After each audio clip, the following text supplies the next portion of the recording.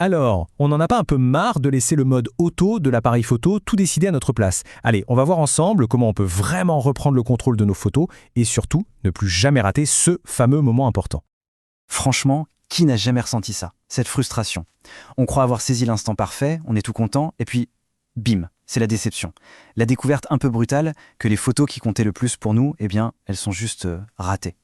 C'est un sentiment que tout le monde connaît. Alors la question, c'est comment on fait pour reprendre les rênes? Eh bien, la clé, en fait, c'est de comprendre comment la machine fonctionne.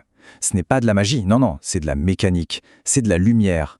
Pour vraiment maîtriser son appareil, il faut, en quelque sorte, soulever le capot et jeter un œil à ce qui se passe à l'intérieur.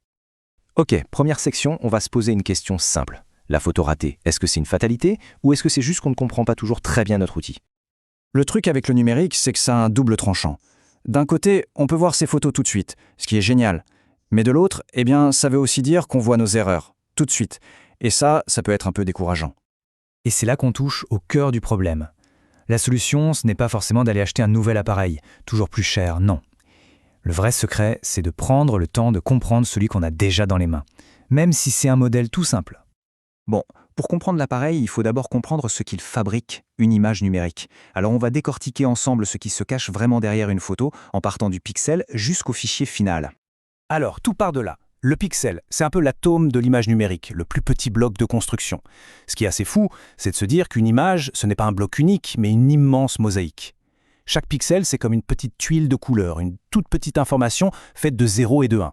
Et c'est des millions de ces petites tuiles qui, assemblées, créent la photo qu'on voit à l'écran.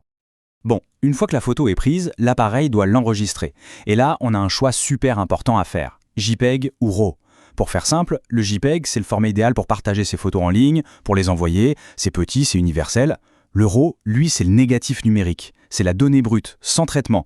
C'est ce que les pros utilisent pour avoir une liberté totale à la retouche. L'inconvénient, cette flexibilité a un prix, des fichiers beaucoup plus lourds.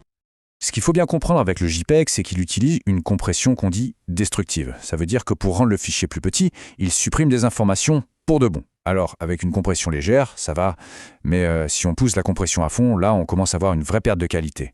C'est toujours un équilibre à trouver entre la taille du fichier et la qualité de l'image. Ok, on a parlé du fichier, mais ça, ce n'est que l'emballage. Le vrai contenu, l'essence même de la photo, c'est la lumière. Et maintenant, on va voir comment la sculpter, comment la maîtriser, avec deux réglages absolument fondamentaux, l'ouverture et la vitesse. Premier outil pour jouer avec la lumière, l'ouverture. On l'appelle aussi le diaphragme. L'analogie la plus simple, c'est de penser à la pupille de notre œil. C'est exactement ça. Plus cette pupille dans l'objectif est grande ouverte, plus elle laisse entrer de lumière vers le capteur. C'est aussi simple que ça. Et là, l'impact créatif est énorme. Alors attention, il y a un truc un peu contre-intuitif à retenir. Un petit chiffre, genre F4, ça veut dire une grande ouverture. Et c'est ça qui va créer ce fameux flou d'arrière-plan qui isole super bien le sujet. A l'inverse, un grand chiffre, comme F16, eh bien ça correspond à une petite ouverture et ça va garder toute la scène nette du premier plan à l'arrière-plan. Deuxième outil essentiel, la vitesse d'obturation. Là, l'image qui marche bien, c'est celle du clignement d'œil de l'appareil photo. En gros, ça contrôle tout simplement la durée pendant laquelle le capteur reste exposé à la lumière. Et là aussi, le choix créatif a un impact direct sur la photo.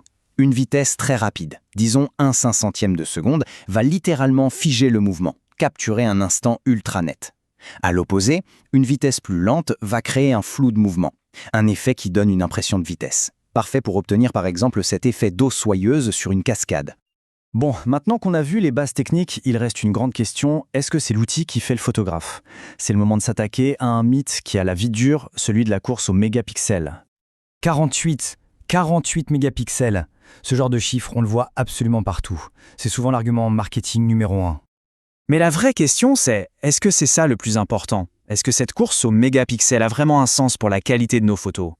La réponse, en fait, c'est pas vraiment. Ce qui compte beaucoup plus, c'est la qualité du capteur et de l'objectif. Leur capacité à bien capter la lumière, ça, c'est déterminant. Pour le dire autrement, un bon appareil avec un bon objectif de 14 mégapixels donnera souvent de bien meilleures photos qu'un smartphone de 24 mégapixels qui galère dès que la lumière baisse. Donc pour résumer, si on veut reprendre le contrôle, il y a 3 clés à retenir. 1. Comprendre son fichier numérique, le choix entre JPEG et RAW. 2. Apprendre à maîtriser le langage de la lumière avec l'ouverture et la vitesse. Et 3. Arrêter de se focaliser uniquement sur les mégapixels et s'intéresser plutôt à la qualité globale des composants. Finalement, Une fois qu'on a compris ça, la question n'est plus tellement comment on fait une photo, mais plutôt pourquoi. La technique, c'est un outil. Maintenant qu'il est maîtrisé, quelle histoire on va bien pouvoir raconter avec ?